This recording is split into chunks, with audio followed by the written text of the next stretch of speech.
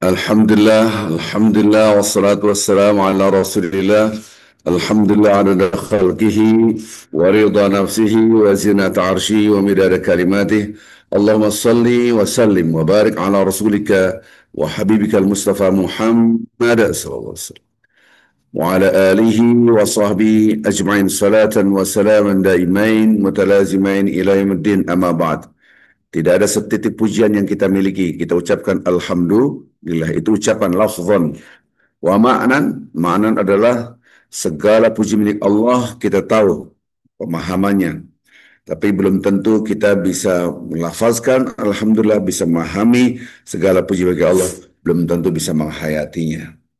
Bukti konkret adalah ketika kita menghadapi masalah, ujian, ujian internal atau ujian eksternal.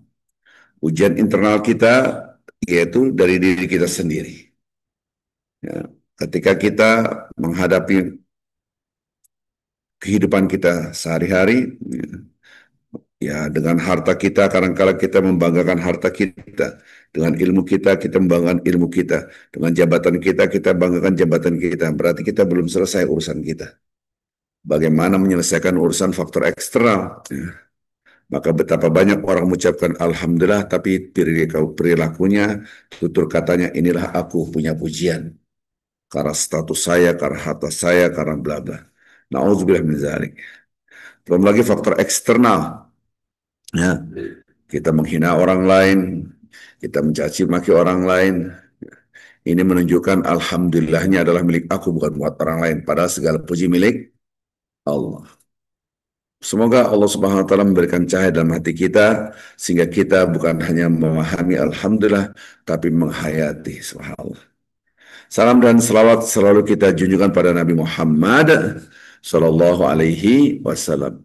Baik Bapak Ibu cinta Allah Subhanahu wa taala, baik yang offline di Masjid Al Husna ataupun yang online, baik di Indonesia atau di Amerika atau di Kanada, dimanapun berada, ya. Mudah-mudahan pada hari ini kita lanjutkan kajian yang sebelumnya, yang setiap hari kita membahas kajian-kajian seperti ini penting sekali. May yuridillah bi khairan yufaqihu fiddin. Kalau Allah menginginkan kebaikan pada seorang hamba, bukan hanya sholat, zikir, baca Quran, tidak. Tapi Allah menjadikan orang itu haus akan agama, haus akan pemahaman agama. Ini hadis riwayat Bukhari. Kenapa? Dia belajar memahami. Maka itu kehadiran bapak-bapak, ibu-ibu yang online ataupun yang offline, ini menunjukkan Allah ingin baik pada kita. Itu hadis. Sebaliknya, ada waktu, ada kesempatan, tidak ada halangan, malas belajar. Nah, kecuali ada halangan, ada sakit, ataupun ada halangan, ada kesibukan yang lain, belajarlah. Nah, kalau nggak bisa, ya ada halangan dan soal. Ya, maka disitulah kita bisa mengukur. Maka itu ibadah dengan ilmu, dengan ibadah tanpa ilmu sangat berbeda. Setan tidak takut dengan orang ahli ibadah, karena betapa banyak ahli ibadah tanpa ilmu. Subhanallah. Yang satu lagi ibadah dengan ilmu. Dalam hadis kursi diceritakan dulu Rasulullah bersabda. Dulu ini hadis kursi apa? Hadis kursi itu adalah firman-firman Allah, ucapan Allah, tetapi tidak termaktub di dalam Al-Quran. Dia termaktub di dalam hadis. Rasulullah SAW menceritakan dulu ada orang sangat dekat, seperti saudara, dan seperti saudara kandung. Yang satu mujtahidun fil ibadah, dalam hadis itu. Dia satu itu dirajin ibadah. Yang satu maksiat. Ini hadis ini pernah saya terangkan di Masjid Baitur Rahman di Cinere. Karena di sana ada kajian sudah berapa tahun, ya, khusus hadis qudsi. Jadi itu karya-karya Syekh An-Nawawi dengan Syekh Qastalani, ya, buku panduannya. Jadi saya ngajar di situ. Sebelumnya kita ngajar fiqhul muqarin gitu. Jadi perbandingan mazhab, pendapat ini begini, pendapat ini itu mazhab. Itu kajian. Mudah-mudahan di Al-Husna bisa melakukan kegiatan-kegiatan rutin yang seperti itu. Ya.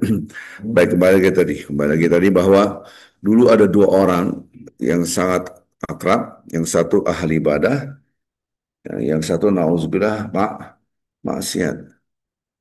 Tapi ibadahnya tanpa ilmu. Beribadahnya. Ketemu orang maksiat, kamu maksiat mulu. Uksur. Dalam hadis itu dikatakan, udahlah tahan, cukup ya. Maksiat lagi. Uksur. Udahlah, nggak usah maksiat lagi. Yang berbuat maksiat, astagfirullah. Aduh, kenapa maksiat? Saya harus baik. Maksiat lagi. Ketemu lagi sama orang ahli ibadah. Nggak usah maksiat lagi lah, nggak usah maksiat lagi. Tapi yang ternyata ada judgment. Judgment dari orang ahli ibadah. Uh, kamu itu nggak diampuni dosa kamu itu. Neraka kamu. Kasar gitu lah bahasa kita. Nggak bakal diampunin ente dosa ente. Kira-kira gitu. Judgmentnya seperti neraka. Sama sekarang banyak orang nuding-nuding bid'ah, bid'ah berarti dia neraka surga. Harus orang pakai kunut bid'ah. Berarti judgementnya adalah neraka itu. Subhanallah.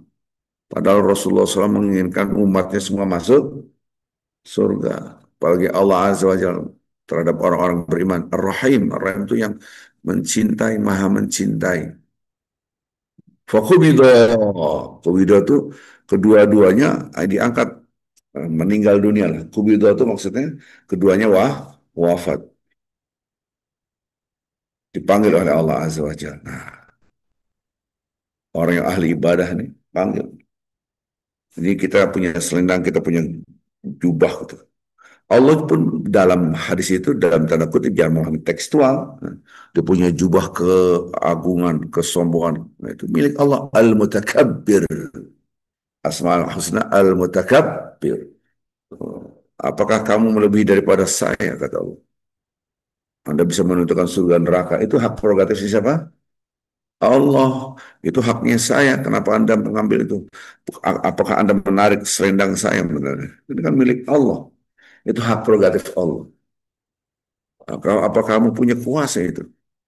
Akhirnya orang ahli ibadah dilempar ke dalam api neraka. Yang maksiat diampuni dosa-dosa ini hadis sahih ya. Hadis sahih dan ini hadis qudsi. Maka itu kita harus menuntut ilmu. Sama ada orang ahli ibadah tapi serba perhitungan, pelit. Ini juga setan santai-santai aja, biarin lah ibadah. Yang penting dia pelit. Kalau orang pelit itu menunjukkan ibadahnya nggak diterima. Quran yang ngomong. Idza masal khairu manu'an illal musallin alladzina ma'ala salatim daiman. Maka itu kita butuh ilmu. Salat pun butuh ilmu walaupun kita sudah tahu.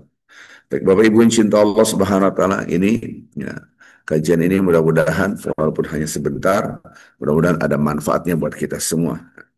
Nah, sekarang melanjutkan kajian-kajian sebelumnya, bahwasanya kita ini dihadapkan dengan siapa? Dengan diri kita dulu. Jadi musuh yang pertama kali bukan orang lain. Kalau kajian sebelumnya ini belum selesai. Kemarin saya beritahu bahwa waja'alna ba'dukum li ba'din fitnatan. Waja'alna ba'dukum li ba'din fitnatan. Atasbirun wa kana rabbuka basir. Dan kami jadikan sebagian kalian terhadap sebagian yang lain ujian. Jadi saya adalah ujian buat istri saya adalah ujian buat anak saya ujian buat tetangga saya, anak saya adalah ujian buat saya, istri saya juga ujian buat saya. Bapak-bapak, ibu-ibu yang di sini adalah ujian buat saya. Saya juga ujian buat semua begitu. Itu Quran ya, memang. Tetangga kita, tapi tetangga saya baik. Ya ujian buat Anda. Anda nggak balas dengan kebaikan atau enggak? Tapi istri saya baik. Ya ujian buat Anda. Anda membalas dengan kebaikan atau tidak?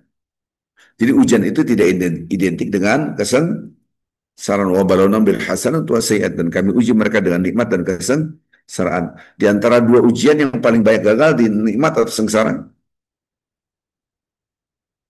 di mana kira-kira nih? Hah?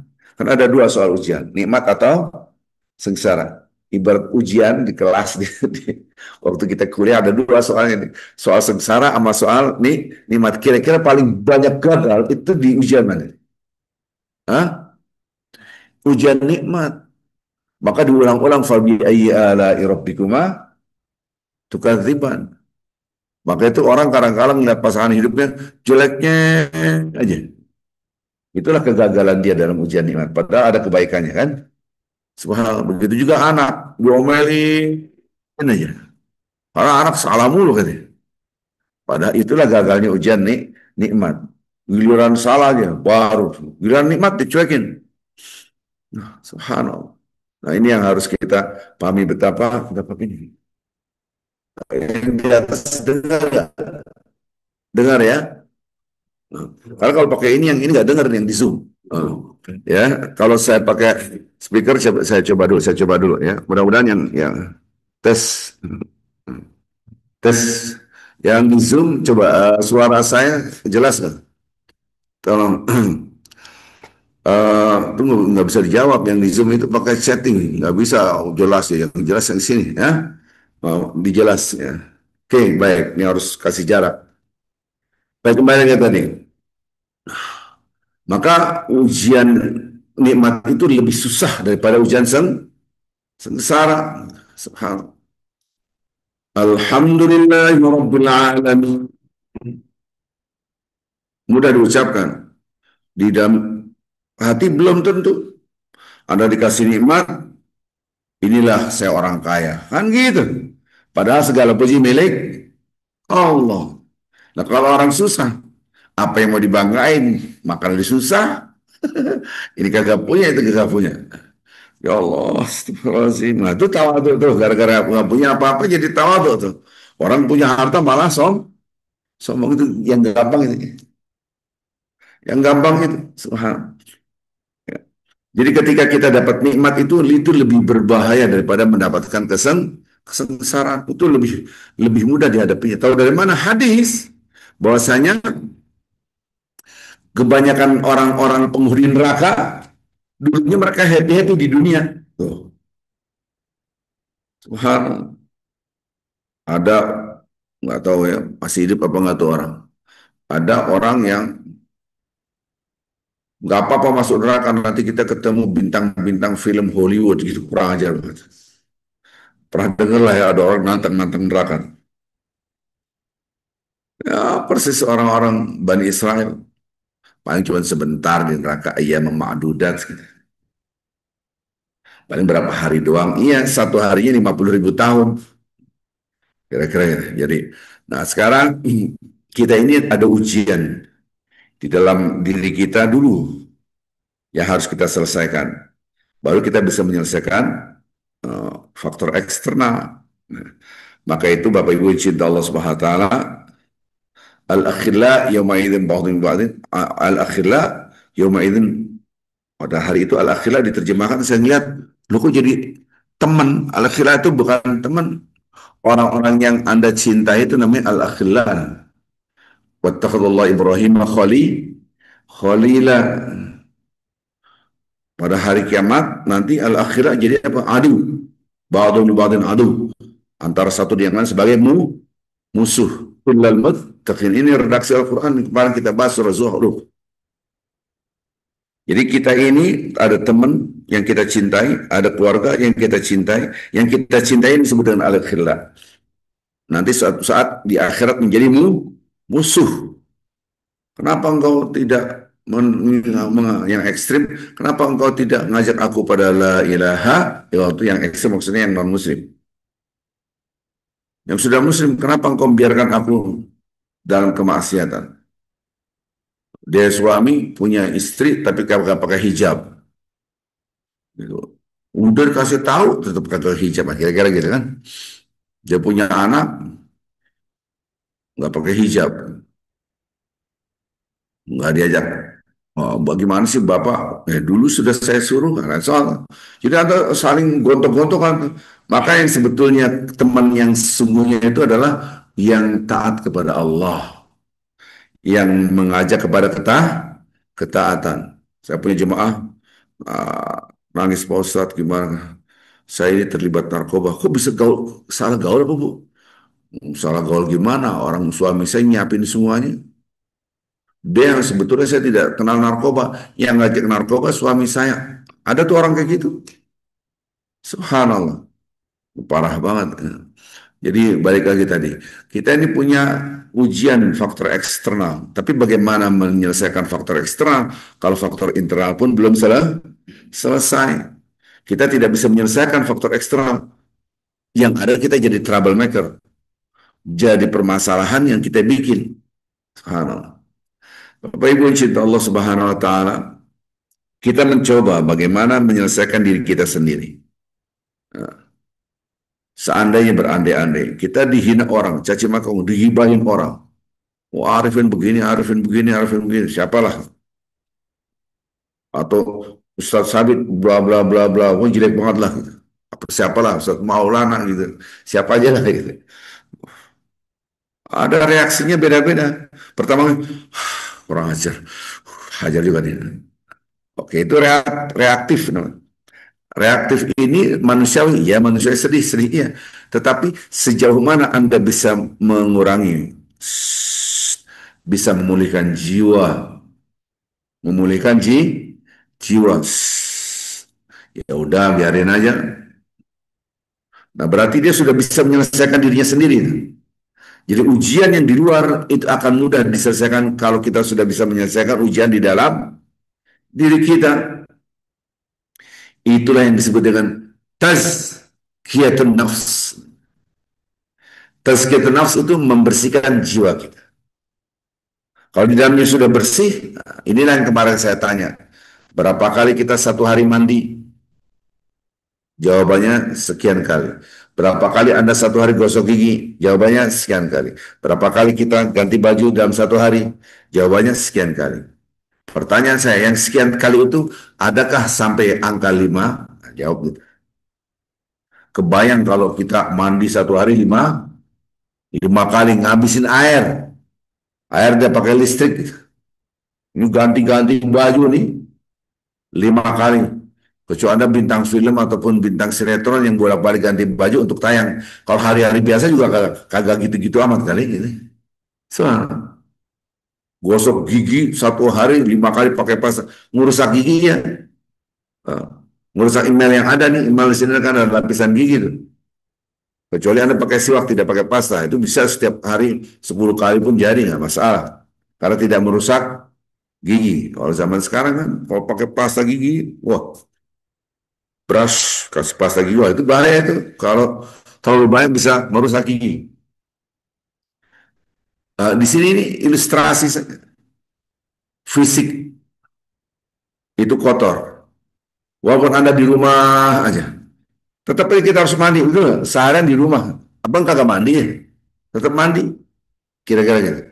Fisik itu kotor. Saya kasih tahu, jiwa kita jauh lebih cepat kotornya daripada fisik. Cepat sekali. Habis sholat, berzikir, hibahin orang. Baru sholat. Sementara sholat itu membersihkan jiwa. Pegal gitu. Yang aneh, orang sakit tidak merasa sakit. Kan lucu. Orang bau tapi tidak merasa bau. Kira-kira gitu. Karena kanan kirinya, biasanya yang tidak kanan kirinya nggak merasa bau karena sama-sama bau. Saya pakai yang ekstrim lah. Kalau Anda ke pedalaman, mohon maaf nih ya, orang-orang primitif itu kan sikat gigi aja kagak ada, sabun kagak ada, gimana ceritanya? Kalau kok pakai daun apa nggak tahu tuh dilinting baunya. Ada kawan saya mau berjuang Ustaz di hutan. Tapi satu doang saya nggak kuat apa. Kalau saya makan harus jauh dari mereka. Kagak masuk itu makanan. Baunya taubatan nasuha gitu. Bau banget. Nggak. Gitu. Tapi antara mereka sama mereka terasa bau nggak? Kagak tuh. Beranak pinak juga tuh. Kawin punya anak. Sama orang bau kagak kerasa bau. Kira-kira gitu lah gambar. Kita di sini lagi nikmat begini ibadah. Habis itu reuni. Reuni apalah saya nggak tahu lah. Reuni. Kumpul ketemu teman yang sekian tahun nggak pernah ketemu. Tiba-tiba, ayo ikut saya kemana? Udah ikut lah. Diajak dugem. Kan? Guncurang kocurang, udah bawa alkohol. Guncurang kocurang, wah gitu. Lampu ceprak. Kita kagak betah. Aneh pulang dulu. Kan gitu. Kita ini kagak betah. Kalau kita betah sampai pagi, aneh mau nyoba iman saya. Iman dicoba di situ. Kita pasti kagak betah. Gitu. Kira-kira ini ilustrasi ya. Jadi kalau kita ini betah dengan yang baik, kita di sini betah. Ngaji, kan gitu. Coba orang dosa hukum saya pagi, masukin masjid, suruh ikut kajian, pantatnya bolak-balik begini. Mau cabut aja rasanya tuh kayak ambeien gitu. Bolak-balik begini, lama banget. Udah, sama. Kita juga kesana kagak betah. Tapi di sana sampai pagi. Kita ngeliat konser musik. Kalau ribuan manusia berdiri tuh. Musik tuh kan. Saya bilang, ini orang ribuan kayak gini, WC-nya di mana? Mau kencing di mana? Itu kagak kepikir. Musik, lagu-lagu konser. Ngapain? Itu pun pakai bayar loh situ. Ya kan? Pakai banyak konser musik di Singapura, di mana saya kagak ngerti lah. Seumur-umur kagak pernah ngikutin kayak gitu. Mereka kuat gitu. Coba disuruh terawehan. Kalau dalin amin alif lam mim zalika kita ya Allah kan gitu. Boleh pegangan. Kalau film yes gitu kan. Kalau bilang alif lam mim zalika ya aduh kayak bakor lagi. Subhanallah. Ada nggak kayak gitu tuh? Subhanallah. Yang bisa saya di sini bang enggak. Subhanallah. Jadi kalau kita lihat itu menguji. Gitu. Kita ini betah sama orang yang baik. Itu ada baik. Kalau nggak betah dengan orang baik, betahnya mau orang kagak bener lah. Itu kacau tuh. Maka sama orang bau tuh saling ya gak akan merasa bau, asik-asik aja. Khutbah Jumat terakhir saya di sini. Saya tuh habis khutbah ngobrol-ngobrol-ngobrol, langsung ada bapak-bapak deketin saya dipegang tangannya. Diremas gitu. Matanya berkaca-kaca, ada apaan? Saya nangis Pak Ustaz tadi khutbah. Saya maksiatnya banyak Pak Ustaz. Gak usah ngomong maksiat, yang penting kita udah dekat sama Allah. Lo lihat tuh, di luar. Kenapa? Itu saya larang masuk. Teman-teman saya, udah, kok bapak ngelarang? Ya teman deket banget. Saya bilang, lu jangan masuk-masuk lo. Lu masuknya banyak, ini orang benar semua. Kacau banget bapak, nggak boleh gitu. Yarin. Nggak tahu nih bapak. Di sini, dia nangis. Pak, nggak boleh Pak. Dia ketawa-tawa juga pada kakak sholat, Pak Ustaz. Wah, hobi maksiat, saya kan tahu sama mereka mulu. Terus kebetulan dia yang di Amerika nggak usah sebut namanya gitu kan. Dia lama di Amerika nih. Bla bla bla. Ini teman-teman saya bilang ya Allah ya Rabb. Gue tahu lu gak bakal denger khutbah Jumat kan. Gak usah masuk-masuk. Kan begini. Kacau banget. Bapak enggak. Biar itu orang ketawa-tawa langsung. Sini lu jangan. Lu sini aja di kaca ini kan kelihatan nih. Allah bersuruh. Kagak usah. Subhanallah. Dia merasakan sesuatu. Saya nangis, Ustaz. Ketika itu sholatnya nangis. Masya Allah, saya kagak pernah khutbah, mendengar khutbah ini. Biasa kita khutbah juga tidur kan. Ini saya nangis. Udah Bapak ajak teman-teman di sini. Nggak boleh dipisah-pisah gitu. Dianya kagak betah. Kitanya boleh-boleh aja. Dia kagak betah. Disuruh gitu, paling dia keluar. Tuh kan. Subhanallah. Itu aja tadi saya dia nggak mau pada Jumatan. Udah Jumatan, gue nggak mau, lu aja gitu tadi Posat. Akhirnya ya udah nanti kalau mau Jumatan di luar aja. Oke, udah dia sebelum sampai sini dia di luar gitu. Allahu Akbar. Itu contoh. Berarti bersih atau tidak bersih tergantung juga lingkungan kita. Kecoa kalau lewat sini ada berandai-andai di sini nggak ada berandai lewat lama-lama mati dia kalau tempatnya bersih betul nggak? Tapi kalau got dibuka, emang situ tempat itu coba gitu. Ini hanya ilustrasi. Berarti kita membahas bagaimana menyelesaikannya. Yuk kita bersihkan jiwa kita dulu. Qad aflahaman zakah wa qad khawaman dassaha. Jadi jiwa kita itu ada dua, yang kotor, yang bersih. Wa nafsi wa ma sawaha fa'alhamaha fujuraha wa taqwa. Ini kajian lanjutan yang kemarin. Jadi di dalam diri kita ini ada fujur yang menyebabkan fasik. Ada takwa, yaitu ketaatan. Tahu dari mana kotor dan bersih? Redaksi selanjutnya, untung bagi mereka yang membersihkannya. Rugi bagi mereka yang mengotorinya. Berarti kotor itu fujur. Fujur itu fasik. Orangnya namanya orang-orang yang berbuat maksiat. Fujar. Innal fujar lafi jahim. Fujar. Fujar apa sih? Orang-orang yang melakukan fujur. Fujur apa? Fasik. Fasik apa? Ya dosa. Saya singkat fu itu fujur, fasik. Jadi saya singkat aja supaya gampang ingatnya. Ya. Ada takwa taat. Jadi ini di dalam diri kita ada nih yang ngajak fujur, yang ngajak maksiat. Tetap ada, tetap manusiawi, ya manusiawi. Jadi hawa nafsu itu bisa diletakkan di kiri atau di kanan.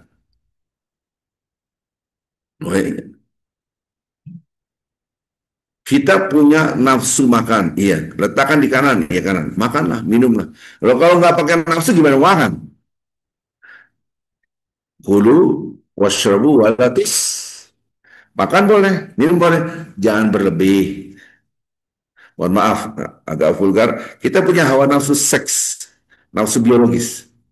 Letakkan di kanan, jangan di kirinya. Maksudnya apa? Dengan akad nikah, kan gitu. Jangan dengan tanpa akad nikah atau sesama jenis. Nauzubillah min dzalik. Kita punya rasa takut. Ada ya. Jangan letakkan di kiri. Takut kepada manusia. Gak boleh. Apalagi takut sama setan. Angkeri. Gak boleh. Fala takhafu wa khafuni in kuntum mu'minin. Letakkan di sini. Jangan takut kepada mereka. Takutlah kepada aku kalau kalian beriman. Ini teks Al-Quran. Karena kalau kita takut, ada setannya, itu gerak-gerak sendiri. Ya, berarti Anda meletakkan takut. Takut itu penting, tapi diletakkan di mana gitu. Hawa nafsu itu kan kita semangat belajar. Itu kan tekan nafsu. Senjata perang. Bunuh itu orang-orang Zionis. Kalau nggak pakai hawa nafsu gimana? Tapi diletakkan yang tepat. Qatilu fi sabilillah kan gitu. Angkat senjata ente. Nah, kalau nggak ada, jadi diletakkan di manakah kecenderungan-kecenderungan ini? Jadi kecenderungan itu bisa negatif, bisa positif. Positif ini sekarang saya mengajarkan cara membacanya. Subhanallah. Kecenderungan kita di mana sekarang nih? Apakah yang di negatif atau yang di positif? Positif. Ingin tahu, rasa ingin tak, letakkan di mana? Jangan di kiri. Emang dia ngapain? Udah diagnosa satu orang, memang orang kayak gitu sih gila ya kan? Anda rasa ingin tahu itu, Anda letakkan yang kanan. Siapa itu ke Allah? Anda mengenal asma Allah, mengenal sifat Allah, alam semesta. Jadi ingin tahu yang positif. Saya mau tahu kajian ini seperti apa, pelajaran apa, dan seterusnya. Jadi tinggal diletakkan di mana. Semuanya dalam bahasa Arabnya an-nafs, wa nafsi wa ma. Tapi kalau bicara bahasa Indonesia, nafsu identik dengan negatif. Padahal nafsu itu juga bisa wa taqwa. Ada takwa, ada nafsu takwa, ada nafsu fujur. Jadi Bapak Ibu yang Allah Subhanahu wa taala, ini harus kita mencoba memahami gitu. Nah, sekarang kita masuk. Kalau kita melihat orang lain adalah ujian, itu sudah pesan dari Allah. Berarti kita lulus atau enggak nih? Kalau orang itu berbuat baik, kita harus berbuat baik lebih daripada dia. Itu yang lulus cum laude ya. Gitu kan. Tahu dari mana Quran? Wa idza hayyitum bi tahayyatin fahayyu bi ihsan. Kalau Anda dapat penghormatan, balas penghormatan itu dengan yang lebih baik. Assalamualaikum. Jawabannya, Waalaikumsalam warahmatullahi wabarakatuh. Itu sukses. Wahai biasa minha. Atau minimal sama. Assalamualaikum. Waalaikumsalam. Itu minimal. Tapi kalau assalamualaikum, biarin aja. Assalamualaikum. Ya, dicuekin, merengos. Anda gagal ujian itu. Ini, tapi jangan terikat dengan salam doang. Dia berbuat baik, kita diam aja nggak boleh. Minimal Anda dikasih makanan, terima kasih kan gitu minimal. Kasih makanan, diam aja. Ini maka di dalam hadis man yashkurillah yashkurillah.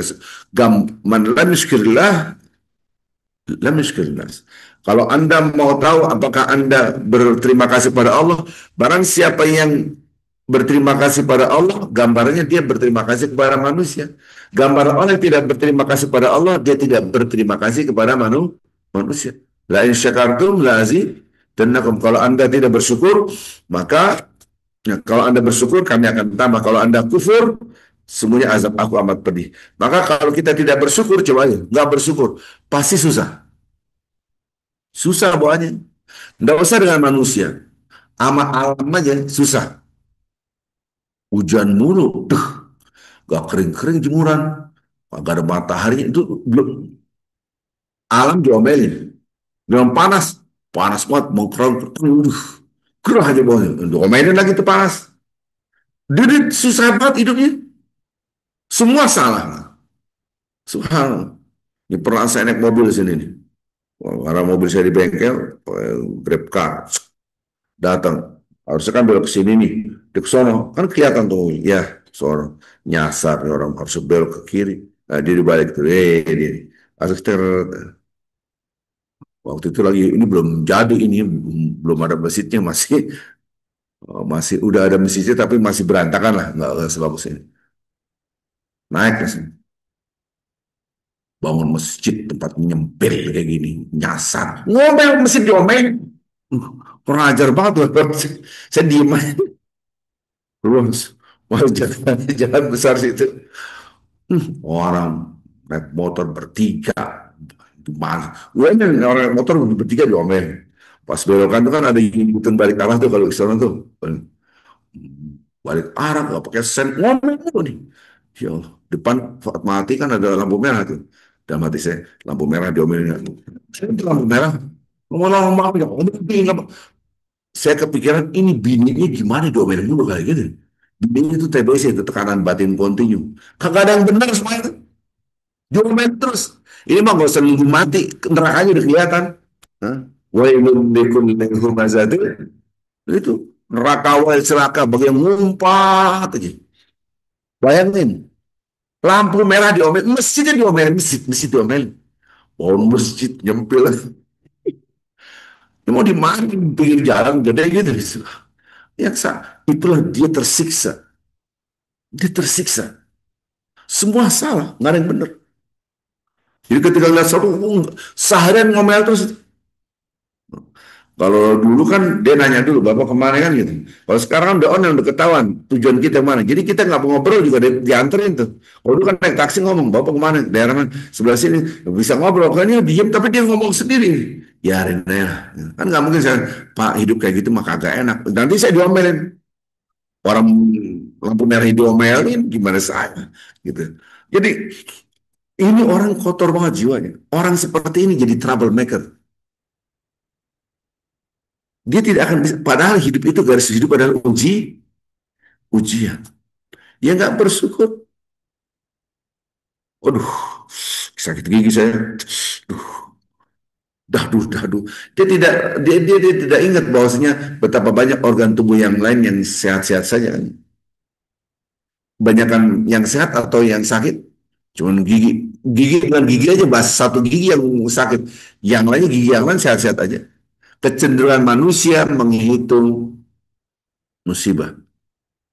Padahal redaksi Al-Quran musibah hanyalah sedikit dibanding nikmat. Ketika Anda dibalik, jadilah jiwa yang kotor.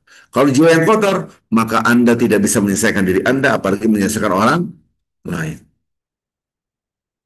Yang gampang-gampang, wala nabluwanukum bisyai'in minal khauf. Kalimat syai' itu bukan sesuatu di situ. Syai' di situ tidak kecuali berdiri sendiri. Tapi kalau kamu bisyai'in minal khauf berarti sedikit artinya. Kami uji kalian hanya dengan sedikit. Jadi ujian kesengsaraan itu sedikit. Ini Al-Quran yang berbicara. Anda bisa marah sedikit apaan dia aja kagak tahu. Lalalala. Emang jiwanya itu kotor sehingga jiwa kotor itu selalu menghitung sengsara. Padahal kita disuruh menghitung nikmat. Wa amma bi ni'mati rabbika kita disuruh ngomongin nikmat, nikmat ini, nikmat ini, nikmat ini. Supaya kita hidup jadi nikmat. La nakum. Kalau Anda bersyukur, nikmat itu ditambah, semakin ditambah. Alhamdulillah. Coba berapa hari Anda jemuran kagak kering-kering karena mendung dan berapa kali jemuran kering terus. Bayangkan yang keringnya kira-kira gitu kan. Subhanallah. Disinilah kita mencoba untuk yuk kita bersihkan jiwa kita. Salah satunya kita menghitung nikmat.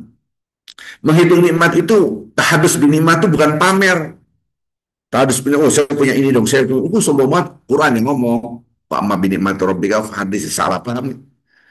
Apapun nikmat yang kau rasakan itu bicarakanlah. Maksudnya buat internal kita. Alhamdulillah, Alhamdulillah, Alhamdulillah. Kita bersyukur dikit-dikit, Alhamdulillah. Itu ketika tahmid itu membersihkan jiwa. Itu step-step. Itu langkah. Jadi mata kita sedikit-sedikit lihat, mata saya melihat rumah saya, melihat tubuh saya, melihat anak saya, istri saya, apapun, kepada Allah. Anda melihat kendaraan, ya Allah, ini dari engkau ya Allah, Alhamdulillah. Dari Allah. Bersyukur. Wassubhi idza tanaffas. Ya Allah, ini dari engkau. Pagi-pagi kan biasa kita gitu. Ya kan? Alhamdulillah. Tubuh kita enggak, bukan punya kita. Rumah Anda itu bukan punya Anda.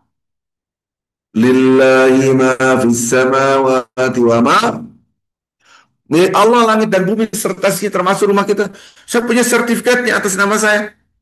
Jangankan rumah kuping ente, hidung ente, tangan ini bukan punya kita gimana? Masa ini kagak pakai sertifikat?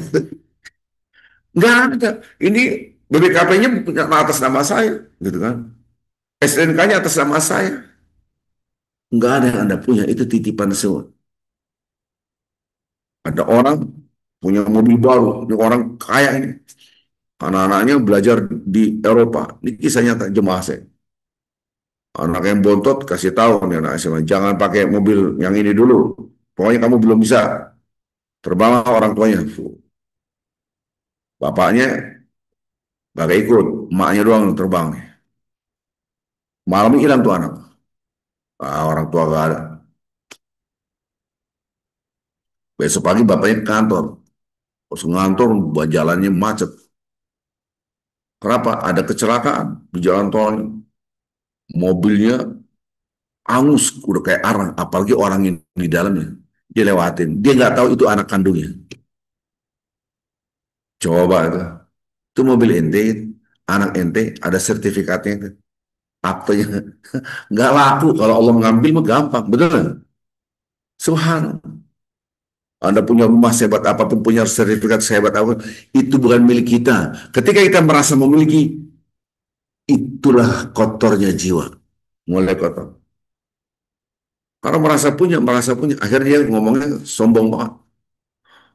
Semakin kotor jiwanya, dia biasanya orang-orang jiwa yang kotor tuh ketemu orang-orang jiwa yang kotor.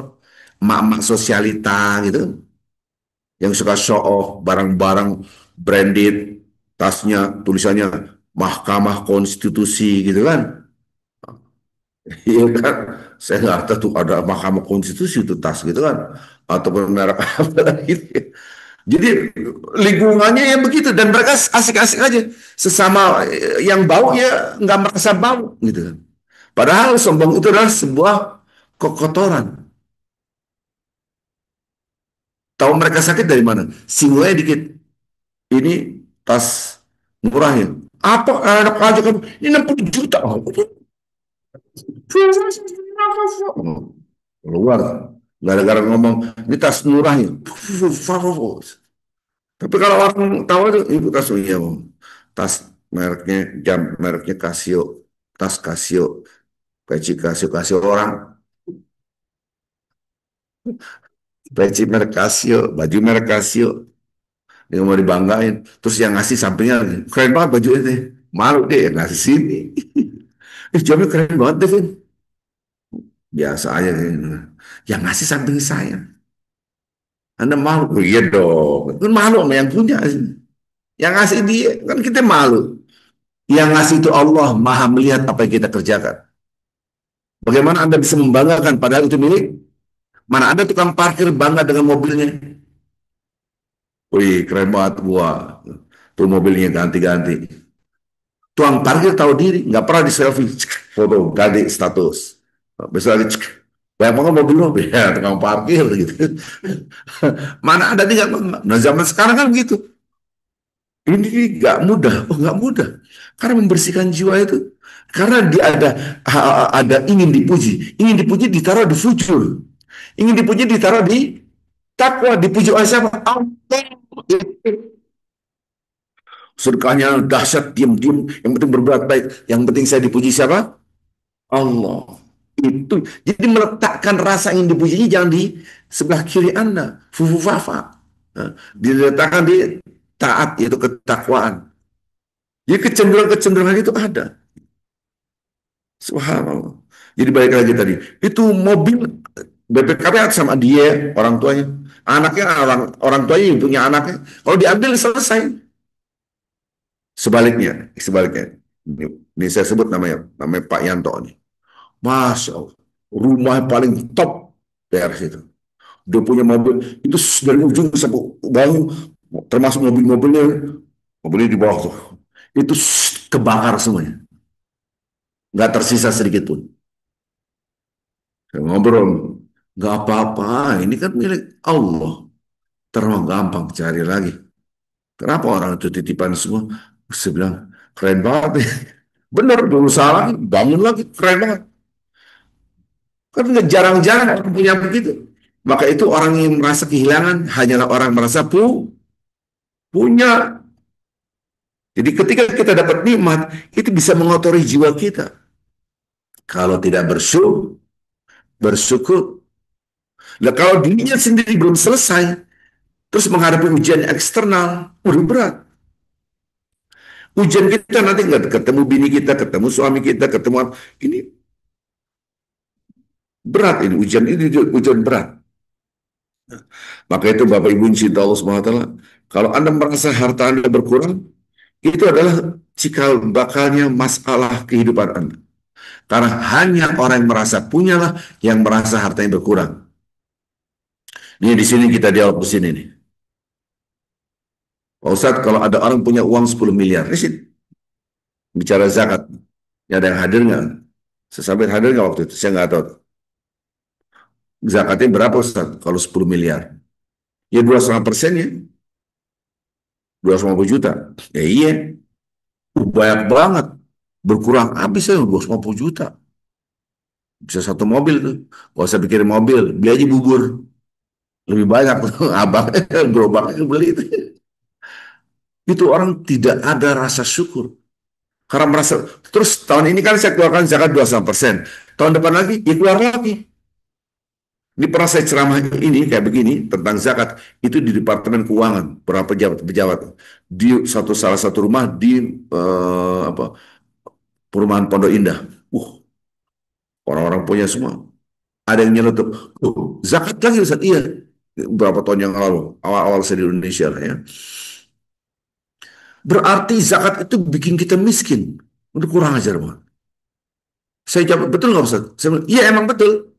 Karena yang merasa bikin kita miskin itulah orang yang kufur nikmat. Gitu. Cuma 2,5% diambil. Anda melihat 2,5%-nya tidak melihat nikmat yang begitu banyak. Merasa punya. Itulah merasa punya. Karena berkurang, ya berkurang. Keluarin sedekah. Ya duit saya berkurang. Ya. Anda merasa punya, akhirnya berkurang. Subhanallah. Apa iya ditawar dulu? Innalillahi wa inna. Dikasih musibah dulu. Baru kita merasa innalillah. Sesungguhnya kami milik Allah dan kami akan kembali pada Allah. Tidak. Tidak usah nunggu itulah. Ya. Baik Bapak Ibu cinta Allah Subhanahu wa taala, kita mencoba untuk ini pada hari-hari yang sangat mahal sekali. Yuk kita banyak sedekah. Hari-hari mahal ini banyak sedekah sebanyak-banyak. Kalau ada orang, ini mohon maaf nih, ini saya pedes banget. Anda mengatakan tidak spam ya nggak apa-apa lah. Ada orang punya duit, mampu beli kambing. Yang paling kecil kan kambing. Saya tidak bicara uang Anda bisa mampu beli sapi. Tapi Anda tidak beli kambing. Itu sampilik kariang gitu. Itu pelit, medit, koret. Dan itu tanda sholatnya kagak diterima. Lihat itu. Jadi, tapi kan ini sunnah Ustaz. Saya tidak bisa hukum fikih.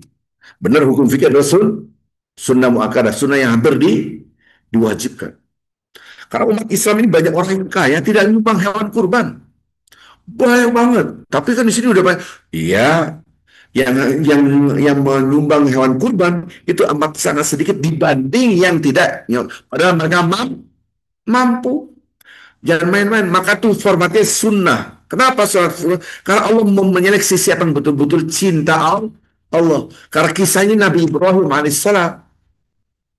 Anda diuji dengan harta Anda, merasa punya. Sayang kalau berapa kambing? 3 juta, ini sayang. Innalillahi musibah. Itulah orang yang jiwanya kotor. Tapi kan sunnah, nggak ada kerjanya, nggak apa-apa. Ya, itulah Anda lagi diuji. Loh, kalau wajib semua nggak teruji. Wajib. Mohon maaf nih, jangan dipotong di video saya. Jangan dipotong-potong. Berandai-andai. Sholat subuh tidak wajib. Pada bangun subuh kan kagak. Jangankan makmumnya, imamnya tidur. Gitu kan. Ini jangan tersinggung nih. Bangun ente jadi imam. Oh iya gitu. Bayangin, kira-kira gitu. Dulu Ramadan puasa tidak wajib dulu. Anda boleh puasa, boleh enggak. Tapi kalau enggak puasa, bayar bayangkan yang bayar fidyah atau puasa. Bayar fidyah dulu belum wajib, belum turun ayat Quran kutiba alaikumus, ya belum turun. Maka puasa. Puasa lebih baik daripada kagak puasa. Tetap baik kagak puasa. Wajib puasa, kutiba pada puasa tuh. Kagak terseleksi. Maka setelah Ramadan masuklah Syawal. Hukum puasa 1 Syawal adalah huh? Sunnah. Haram itu sunnah. Idul Fitri. Nggak apa-apa, yang penting ngomong ya, udah pada tidur gitu kan. 1 Syawal tuh haram gitu kan. 2 Syawal baru puasa sunnah Syawal berapa hari? Kenapa sunnah? Allah mau lihat siapa yang betul-betul cinta aku nih. Wajib 1 hari, haram 2 ke sono, 2 Syawal sampai akhir. Saya lihat banyakkan yang puasa Syawal atau tidak. Kalau dibanding yang tidak, sedikit. Haram.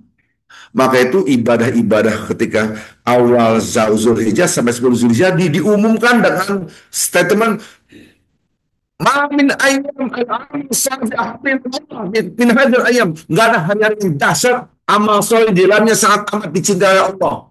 Ya Rasul, kalau ditandingkan jihad, ya Allah angkat senjata. Jihad fisabilillah. Itu jihad fisabilillah. Kecuali ada yang hartanya, jiwanya, tidak ada satu pun yang kembali. Mati dia. Hartanya habis. Itu baru bisa menandingi amal soleh pada hari-hari ini. Awal Zulhijjah sampai 10 Zulhijjah. Maka ini amal soleh bentuknya umum. Amal soleh apa aja, mau zikir, mau etikaf, baca Quran, mau sedekah, apapun. Nah, kita dua-duanya kita individual vertikal dengan persoalan sosial horizontal. Kita harus punya ilmunya, Bapak Ibu. Tanggal 9 Zulhijjah itu puasa hari Arafah. Nggak ada puasa Arafah, artinya Saum Yaum Arafah. Teks hadisnya begitu. Nggak ada Saum Arafah, nggak ada Saum Yaum. Maka kita ikutin waktu di Indonesia. Jangan dicocok-cocokin kepada Saudi Arabia. Saudi Arabia kapan? Udah puasa. Di tahun lalu heboh banget. Pondok pesantren ini mengumumkan kita puasa sesuai dengan wukufnya di Padang Arafah. Pondok pesantren ini, pada ngumumin gini. Ada ustadz ini, mengumumkan kita puasa mengikuti Saudi Arabia. Ya dalam konteks kebebasan berpendapat sah-sah saja. Tapi menurut saya ngaco. Kita itu terikat dengan waktu tempat sini. Nggak terikat ibadah terikat dengan Saudi, nggak ada itu. Loh, kalau terikat dengan Saudi, Anda nggak usah sholat subuh sekarang. Ntar jam 9, disuruh sholat subuh. Nggak bisa begitu. Kita di mana kita berpijak di situ kita terikat dengan waktu. Ya, jadi ketika kita nanti pada hari Arafah kita jangan lepas puasa. Yang kedua, zikiran-zikiran. Sekarang itu disuruh banyak takbiran. Jadi takbiran itu bukan malam Aid. Memang ada hadis. Barang siapa menghidupkan dua malam Aid, maksudnya Idul Adha dan Idul Fitri, maka dihidupkan hatinya di saat mayoritas manusia mati hatinya. Tapi khusus Idul Adha itu dari awal subuhnya sampai 13 Hijjah. Maka zikiran yang paling dahsyat di padang Arafah dilakukan oleh para anbiya, para rasul semuanya, dan zikiran itu yang sangat dicintai oleh Allah kita hafal semua. La ilaha illallah wahdahu la syarikalah sampai wa huwa ala kulli syai'in qadir. Itu zikiran yang dahsyat, membesarkan dan mengagungkan Allah. Kenapa? Karena membersihkan jiwa. La ilaha illallah. Tidak ada yang aku agungkan, yang aku besarkan. Illallah. Lihat tangan saya. La ilaha illallah. Nafyu istisna. Nafyu itu tidak ada selain. Tidak ada. Ini sifat ini bukan sifat informatif saja. Bukan sifatnya kognitif saja. Tapi banyak orang tidak ngeh, ini sifatnya afektif.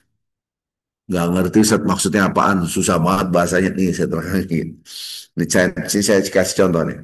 Saya minum air putih, itu namanya informatif. Jadi tahu Arifin minum air putih. Bin tadi minum air putih, yang bener ente minum air putih. Saya tidak minum apa kecuali air putih. Secara informasi sama itu.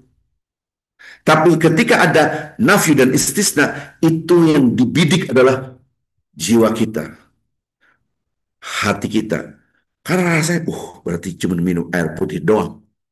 Jadi itu penekanan yang kita bidik adalah afeksi, bukan kognisi.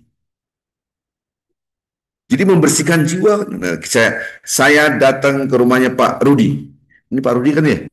Yang kita ketemu di pengadilan kan? Pak Rudi ikut ke pengadilan. Uh, Subhanallah. Dari mana, Vin? Saya ke rumah Pak Rudi. Datang informasi. Terus ada orang lain datang. Mana, Vin? Ke rumah Pak Rudi. Yang bener loh. Mana tadi rumah siapa lo? Saya nggak ke rumah siapa-siapa kecuali ke rumah Pak Rudi. Saya informasikan dia juga. Tapi itu kan menambah keyakinan. Oh, gitu. Makanya la ilaha illallah itu yang dibikin itu jiwa kita, roh kita, hati kita, dada kita. Bukan sekedar informasi. Ya, hanya Allah doang. Ini yang bangun-bangun, bangun-bangun. Gitu. Apa namanya kuliah subuh? Allah doang. Jadi nggak ada yang kita besarkan selain Allah. Tidak ada yang patut kita besarkan. Berarti kecenderungan kita membesarkan selain Allah. Jangan-jangan ente ke rumahnya si Anu, ayo tadi ente ke rumahnya siapa? Saya nggak kemana ya, kan? Jadi ada ente minum apa ya di sini ada wine, ada macam-macam. Saya ayo minum air putih, yang benar. Ya, kira-kira gitu. Jadi kecenderungan negatif itu ada pada. Maka ketika la ilaha, maka kecenderungan kita membesarkan selain Allah. Tidak ada yang aku besarkan, tidak ada yang aku puji, tidak ada yang aku puji selain Allah. Nah realitanya orang memuji saya. Oke, Anda tidak memuji diri Anda, tapi menjatuhkan orang lain. Sama aja. Apa sih dia? Cuman gitu doang. S1 belum kelar. Itu menunjukkan saya S1. Uh, saya dokter nih. Saya profesor. Saya ini. Subhanallah. Kita malu gitu kan. Nah, ini menunjukkan, wah apa sih? HP cuma dondong Oppo salah. Saya ini Samsul gitu kan. Berandai-andai. Dia menunjukkan saya punya duit. Wah, mobilnya saya ini Lamborghini. Bukan. Dia mobilnya apa? Karimun. Allahumma innaka afuun karimun. Itu Asmaul Husna, jangan main-main lo. Gitu kan. Oh, Lamborghini. Mobil Ferrari gitu kan, Karimun. kagak pakai suara. Gitu. Apalagi di sini kalau udah lewat tuh, moge. Saya baru tahu moge ada yang 1 miliar lebih, ya kan? Motor gede itu kan, Harley Davidson. Kalau Mio, kan? Mio. Jangan. Karena kalau orang punya harta itu malah ngotorin jiwanya. Yang dipuji dirinya para la ilaha illallah, tidak ada yang aku besarkan kecuali Allah. Ini kecil. Wah, Allah doang. Besarkan main. Itu menunjukkan bukan informasi, tapi jiwa yang berdidik. Maka zikir yang dasar adalah kita membersihkan jiwa. Itu yang disebut dengan tanah suci. Orang datang ke tanah suci. Suci dari apa? Tanah suci itu suci dari apa? Kita lagi membersihkan jiwa. Suci dari jiwa yang kotor, bukan suci dari najis. Gimana suci dari najis? Ini masjid. Kalau kiri dan belakang ada WC. Kalau kiri dan belakang masjid, di sini ada hotel, ada WC, ada pipis di situ. Tanah ini di tanah suci, bukan suci dari najis materi, tapi suci dari najis jiwa. Apa itu? Ya ayyuhalladzina amanu innamal musyrikuna nasun.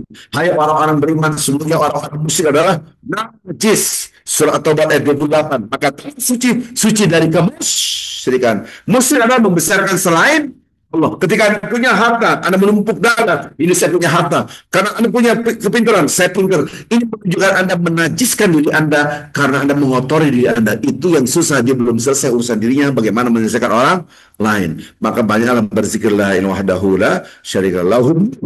Kerajaan langit dan beserta milik dia. Paham? Pujian cuma punya di Allah, Anda nggak punya. Subhanallah. Jadi ketika Rasulullah SAW dihina, ditarik ini sama merah, sahabat mau pakai apa, ditebas, sabar sama. Anda dihina oleh dia. Subhanallah. Kenapa? Karena subhanallah. Itu Rasul dihina begitu. Ada lagi menghina Rasul, bermacam kisah-kisah Rasul SAW dihina.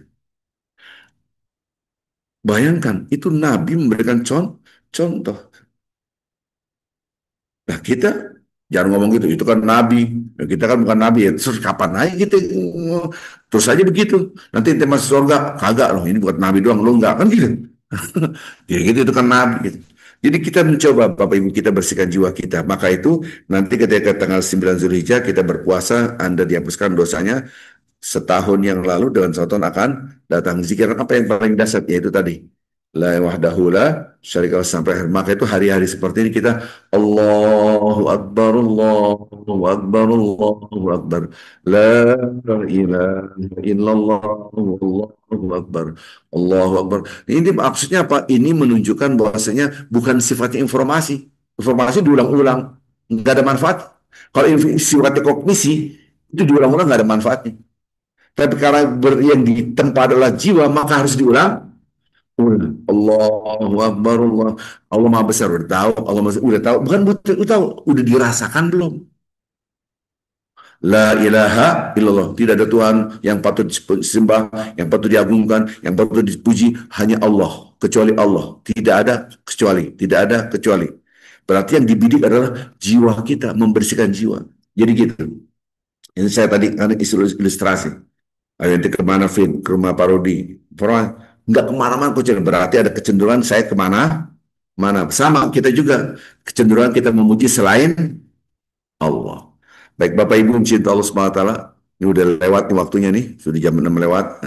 Saya harus ngajar lain di tempat yang lain ya. Mudah-mudahan Bapak Ibu kita pada hari-hari ini jangan lupa banyak sedekah. Yang punya duit dan belum membeli hewan kurban, hati-hati. Hati-hati. Itu gambaran sholat ente kagak diterima. Oh ya, iya Quran yang ngomong bukan saya. Kalau saya ngomong mah bisa dibuang ke laut. Tapi ketika ada Allah yang berbicara, ada Al-Qurannya, ada hadisnya, kita harus tunduk. Terima, karena itu wahyu dan itu sakral. Ya, kalau ada firman Allah, ada hadis-hadis, kita terima. Kemarin itu ada bapak-bapak, sadisnya luar biasa. Dia, ngeri banget, menyiksa istrinya, menyiksa anaknya, hajar.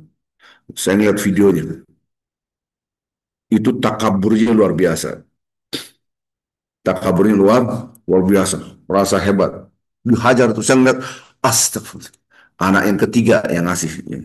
Sini deh, dia kasih fotonya, videonya sama Pak Ustadz. Maka itu, kemudian saya baca hadis-hadis tentang orang yang takabur.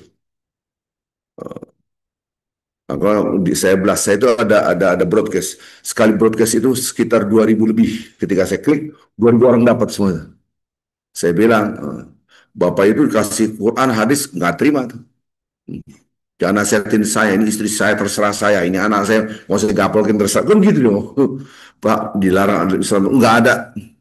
Maka itu ada orang takabur kalau dikasih nasihat tidak terima, itulah takabur. La yadkhul jannata man kana fi qabli habbaz dzarratin min kibarin. Pasti bapak-bapak ibu-ibu yang aktif di medsos sudah dapat video voice saya. Itu yang mengilhami saya ngomong. Mulai saya baca hadis ya. Tidak akan masuk surga, ada ketakaburan di dalam hati walaupun sebesar biji zar. Zar itu sebesar biji atom.